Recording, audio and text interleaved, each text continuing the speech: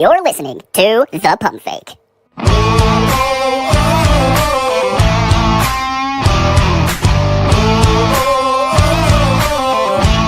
With your host, Jarrett Bailey.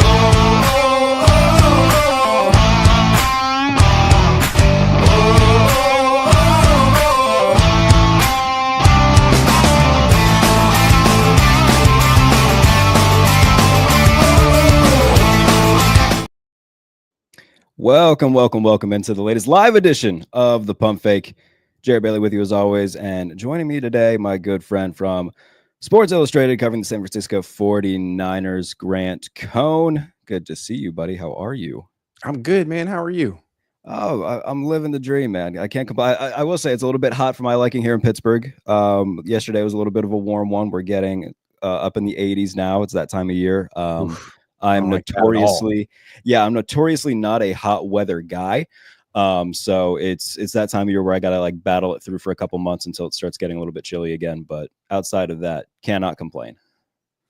You can always complain. I like complaining. I'm pro complaining. I made a career out of it. You and I both. Yeah. I think that you and I are definitely, we enjoy bitching about stuff. And so far it's worked out pretty good. It's fun to bitch about stuff. We're high level bitchers. Yeah. We majored in Advanced bitching. Bitchers. I'm going to add that to my portfolio and see how far it takes me. Obviously, Grant's here because the big news yesterday, the 49ers extending Brock Purdy in a move that, I didn't necessarily, I mean, you definitely saw it coming. You called it, about a week ago saying, it's probably done. And it's something that I wrote about it earlier in the offseason saying, I think that it would be a mistake to give him that much money. And lo and behold, they did it, about $53 million APY on that deal. So tell me your thoughts about it, because I feel like we're going to be very much parallel and running in sync when it comes to our thoughts on the deal. It just feels like a weak move from that a weak franchise would do. And they'll point to like, well, it's what Tua got, right? It's the Dolphins. Oh, it's a little bit less than Trevor Lawrence. It's the Jaguars. I mean, don't you hold yourself to a higher standard? Like the Vikings could have given Sam Darnold a lot of money for the same reasons. And they're like, no, we made you. You're not that special. We're going to risk it with a guy who's never started. And I love that move. I think that's the right move. And the Niners could have done the same thing because their structure was, we are the team that doesn't pay for quarterbacks. We pay for everything else, which allows us to be not the greatest drafting team. We can just pay our way out of every mistake. And they had the best roster in football in 2023. They had like 9 guys in the NFL's top 100. Now they're going to try to win like the Dolphins try to win. I feel like you're kind of stuck in football purgatory unless Purdy's truly great, which I don't think he is, or you're just incredible at drafting, which no one really is. So we'll see. Yeah, and the thing that I'm seeing some people who are on the pro Purdy side of this thing say is, oh well, they've been to multiple Super Bowls and been to a Super Bowl. He's been to 2 NFC Championship games. But my pushback on that is that we saw what he did last year when everybody was hurt. Christian McCaffrey went down, Brandon Aiyuk went down.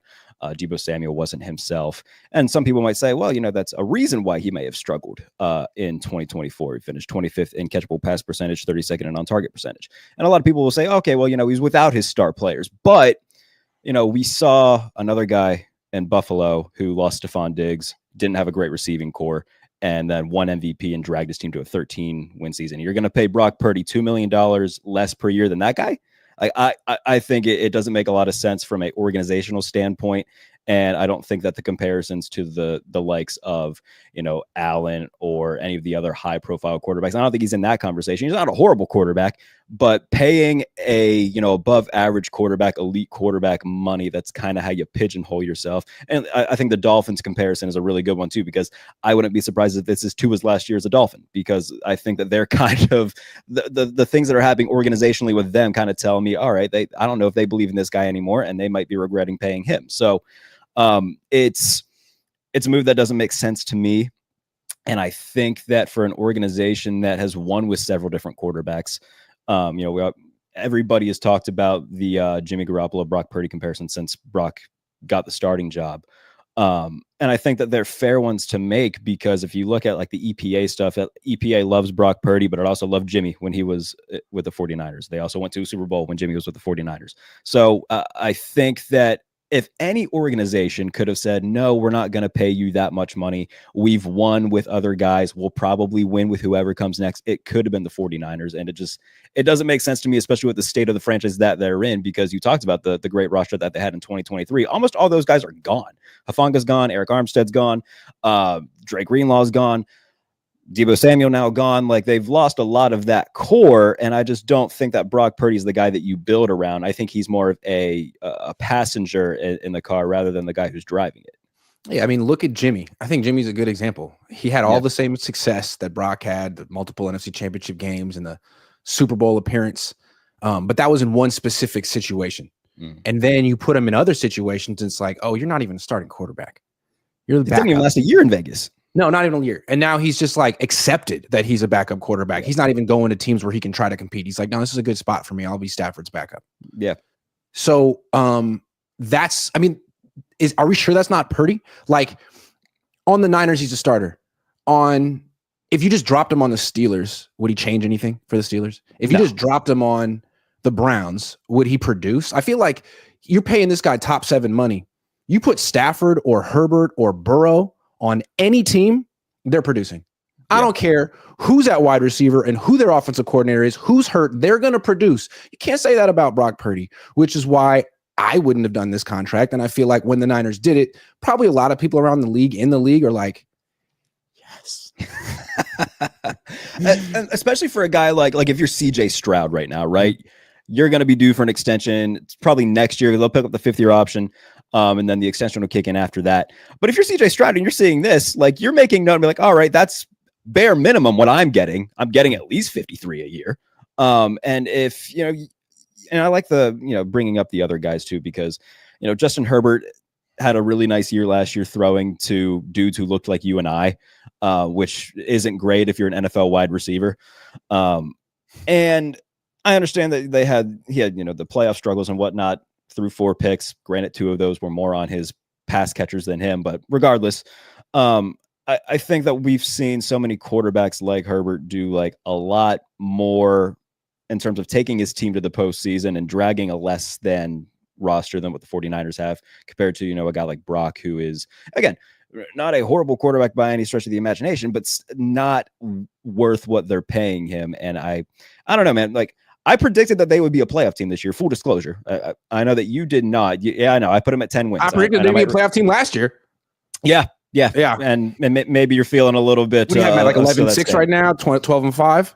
I have 10-7 is what I did. Okay, I had them at 11-6 last year, and I feel like I'm not. You're getting hurt. You guys all get hurt, and you got like 5 rookies on defense. I don't believe in it. I'm sorry, but I feel like with the cupcake schedule, you can definitely make the argument. If everything breaks their way, they should be expected to win at least 10 games. But I don't know that everything's going to break their way. We'll see. Do you think that how big a difference on defense do you think Saleh makes?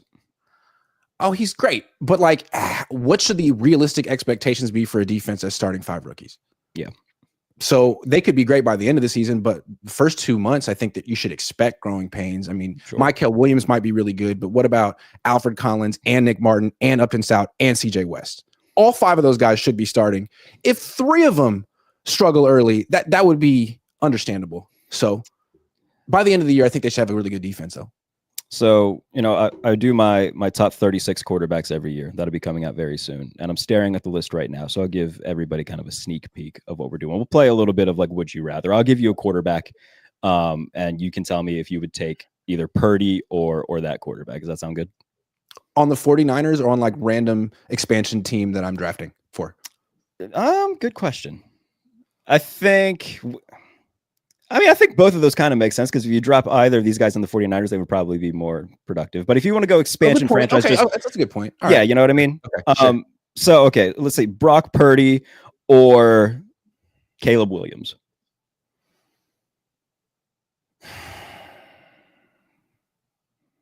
And are we taking contracts out of it? Yeah, just talent-wise. Sure. See, I would tend to go Caleb. I mean, he was the number 1 pick for a reason. I think like all of his traits are better than Brock's, but there's this little diva thing with Caleb that I don't really cover him or know him that well, but like Right. every time he pops up in the national media, I'm like, dude, what are you talking about? And like Brock doesn't do that. Still, I think I'd rather go with Caleb. I feel like the ceiling's incredibly high there. Let's see. Brock Purdy or Kyler Murray?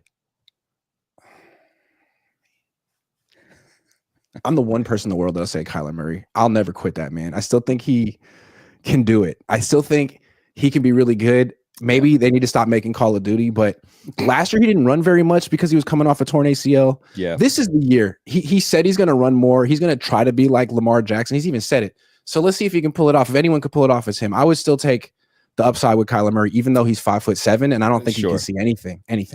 He's one guy that I haven't ever like seen in person and stood next to, but I have stood next to Russell Wilson, and I'm about as tall as Russell Wilson. I would bet money I'm taller than Kyler Murray. Yeah, I think Kyler's shorter. Yeah, he's not very big. No. All right, Brock Purdy or Drake May? So I got to tell you, I rank Drake May ahead of Brock Purdy. I was going to say I like Drake May. Like Drake May seems like he has really good talent. I mean, he's bigger than Brock. He's faster than Brock. He's a stronger arm than Brock. Yeah. He hasn't had the success that Brock's had, but Brock never had to play for the New England Patriots. Sure. Would we even know who Brock Purdy is if he got drafted by the New England Patriots? I don't know. I don't think, and that's another good point is like, and it goes back to like the Jimmy thing, like the system in which he plays has definitely elevated him a little bit. The talent that he's played around has certainly elevated him a lot. And if he went to Jacksonville, I don't think that we're having this conversation right now. Yeah, and I think that's what's so crazy about Brock is like he's getting paid because you've seen the results on this one team and you hope it can keep going, but like deep in your soul, you don't know that he could ever replicate this on any other team in any other situation. Right. And that's what's so scary about it. And what's also crazy to me is, so he gets $53 million a year. It's like last year didn't even happen. It wasn't good. But it's like that didn't even happen, though. I mean, how much more would he have gotten if he had a good year? 53 million. I mean, you're not going to get more than Josh Allen. And Josh Allen paid, like, he just won the MVP, right? Yeah. So he gets $55 million a year. Let's say Brock had gone 11-6 instead of 6-11 and made the playoffs. Would he have gotten more money? It really feels like the Niners just disregarded 2024 as an aberration, which is an interesting choice. I mean, that was your one look at him without the Avengers because that's what the future holds. And you're like, that's just a one-off. Yeah, I do think that overlooking last year is a little bit odd for the 49ers to do, because if anything, like last year was a really good way for them to have a measuring stick because he didn't have all his stars. And the way that he played, like it's not just us saying this. Like I've been kind of, I don't want to say anti-Brock because I don't know him. He seems like a nice guy, but in terms of just the quarterback, like I haven't ever been on the Brock Purdy train. And I think a lot of the people who were at first, at least seeing it on Twitter last year, were starting to say, okay, this might not be the guy. And lo and behold, they seem to think that he is. And I just, with the state that they're in too, like it felt like this would have been a good opportunity to just hit complete reset. Maybe get a new quarterback. If you wanted to trade him somewhere, like you could have just had a full reset, started over rookie quarterback and done that. But this feels a little bit weird with less and less stars around him and giving him that much money. I think with fans, he's such a great story. The fact that you could call him Mr. Irrelevant, the fact that he has that moniker, I think a lot of NFL fans like the idea that someone could play the most important position and have no physical traits and be good at it. You can be short. And that's great enough. If I want a great story, I'll read a book, you know? Exactly. But I do think that's part of what makes Brock Purdy, the aura is the idea like, man, this guy, I could do it. It's just if I was a little bit smarter, if I could process a little bit faster. But it's like, to me, all that's just kind of hype. Like, what is his superpower? We saw him last year. To me, his superpower is Christian McCaffrey. Yeah. He's like we just saw the Warriors, right? Like, You take Stephen Curry off of that situation, and it's like, all right, Jimmy, step up, be the man. And he's like, excuse me, that's not what I signed up to do. And I think that's what Brock Purdy, the position he was in last year, it's like, all right, Christian's gone, it's your offense now, step up. And he's like, okay, you guys down to lose a bunch of games right at the end? I got you. I think that, he's definitely not like the Batman or Superman of the Justice League. He's definitely like, oh hell, I don't know, who's a member of the Justice League. Ant-Man. Who? Ant-Man. He's Marvel. Oh, sorry. Yeah, it's okay. So I'm really getting nerdy on you right now. He's like, I don't know, Green Lantern. Okay. Somebody in the comments somebody watched Justice League Unlimited growing up. Booster Gold. Like there's plenty of them. Point being that he's certainly they tried to make a Green Lantern movie and it didn't work. Yeah, Ryan Reynolds played him. There you go. And then he went Deadpool instead. Okay. Yeah, exactly. Right. And then he buried it at the end of the Deadpool credits. Interesting. Yeah, fun. Yeah. I went Ant-Man because of the stature, but maybe that was a gratuitous shot. Sorry. He's taller than me. So how tall is Brock Purdy? He's 6'1.5". So am I. I'm gonna give him I'm gonna give it to him. Okay. I've stood next to you. You're certainly taller than me. I'm not a tall guy. I was surprised. You can never really tell how tall someone No, is. you can't. You can't. People at home, he's 6'2", Jarrett. Yeah. Yes. Keep that in mind while watching. So let's look around the rest of the NFC West real quick. I still think the Rams are the favorite to win the division. They're the team I picked to win the division. They got better offensively after a really good year last year. Defensively, still have questions about their secondary, but that's still the team that I fear most in that division. Yeah, I mean, it seems clearly the Rams division. Yeah, and what's interesting is I think every team in the division has a really good defense. The Seahawks defense was really good by the end of last season. Mike McDonald's a good coach. The Cardinals just signed Josh Sweat and Calais Campbell and Dalvin drafted Tomlinson. Walter Nolan and Will Campbell. So there's potential there. I think there's a lot of pressure on Arizona too. Like if they don't make the playoffs this year, Jonathan Gannon could get fired and Kyler Murray could get sent. They could start all the way over.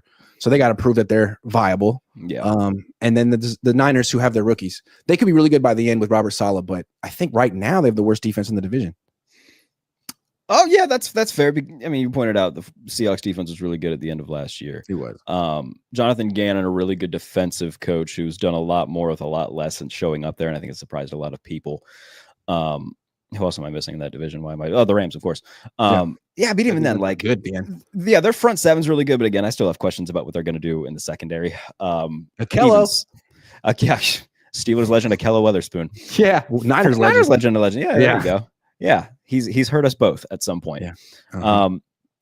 Yeah. I would still lean the Rams as the favorite in the division. I don't know. The Seahawks, I don't know what they're doing either offensively. Like it felt like, again, a good opportunity for them just to kind of hit reset on the quarterback position where they traded Geno Smith, they trade DK Metcalf. It's like, all right, you're just kind of building the offense in your vision. And then they pay Sam Darnold a bunch of money. And then they signed Cooper Kupp. I'm like, all right, what are you trying to be here? Yeah, I don't get it. The one thing I would say about the Seahawks, though, is they're kind of like the Steelers of the NFC West because it's like every year you look at them and you're like, I don't think so. Last place. And they're like, no, 9 wins.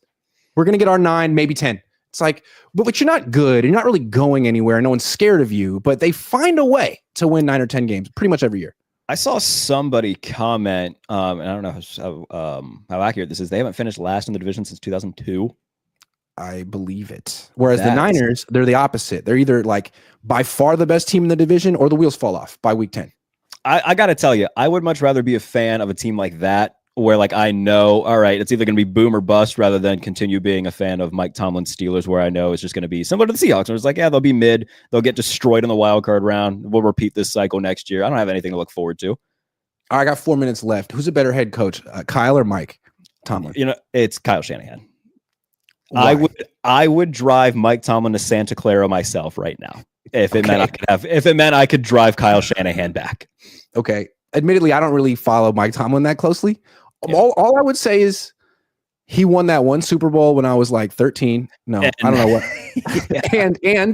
And I still feel like he's in this group of coaches. Maybe there's 10 of them that could have won a Super Bowl with that 2023 49ers roster. Maybe there's 15. The fact that Kyle couldn't close the deal with that roster still is mind-boggling. And that's a fair criticism. That is a fair criticism. Yeah. He does so many things so well, but like there's the one big thing that he hasn't done. Yeah. And look, that is a fair criticism on that end, but I do think that Mike Tomlin has just become Marvin Lewis with better PR. Kyle Shanahan has more Super Bowl appearances in the last 8 years than Mike Tomlin has playoff wins. Like that's a problem. Yeah, that's a problem. And no other coach in the league would survive that. But for some reason, well, we let me try to make one more argument here. And I know I don't have much to stand on here. It's okay. Let me try. Okay. We're just judging them as coaches, not as general managers. Sure. Tomlin hasn't really had a quarterback that was good in almost 10 years. And Kyle got freaking lucky with Brock Purdy. Does he have a better eye for the quarterback position than Tomlin? I don't know. Yes. He wanted Trey Lance. Trey Lance. You know what I mean? So like, I don't know. He does have Purdy. Maybe he probably would do a better job with Purdy than Tomlin would. I think that's probably fair to say. Yeah, that Mike Tomlin is not. How do I put this? When it comes to the modern game, I think that it's passed him by. I think he still tries to win like it's 2008, and you can't do that. Like the Steelers, when they won the Super Bowl in 2008, the offense wasn't great.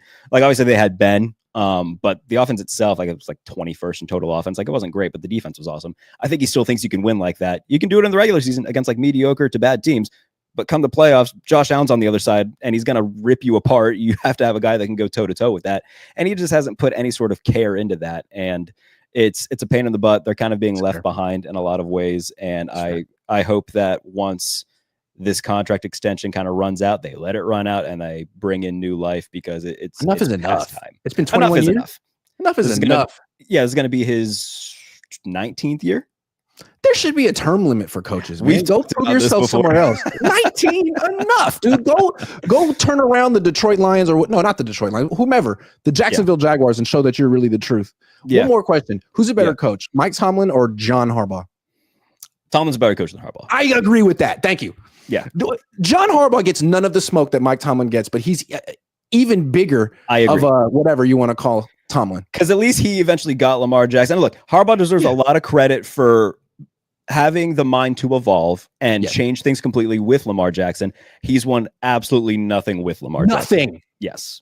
What is his excuse? There is no excuse. Absolutely none. So no, Tomlin is a better coach than John Harbaugh. We'll agree on that for sure. Okay, fair enough. All right, buddy. Hey, I know you got to go. I appreciate you doing this with me. Everybody, if you're watching on my YouTube channel, please be sure to subscribe. If you're watching on Grant's YouTube channel, hop over to my YouTube channel and also subscribe. Listen to the Pump Fake wherever you get your podcast. Anything you want to plug real quick, Grant, before we get on out of here? I'm going to do a call-in show at noon. Sorry I have to run early today. I just made an appointment last night with Orange Theory, and they charge you if you don't go. So, anyway. Get on out of here. Be sure to watch Grant's show. Good to see you, though. We'll do it again soon. YouTube, buddy. Yeah, we'll do it again soon. I appreciate everybody for tuning in. If you're listening as a podcast, leave a review. If you're watching on YouTube, leave a comment and all that fun stuff. Have a good day, everybody. It's the Pump Fake. Take care.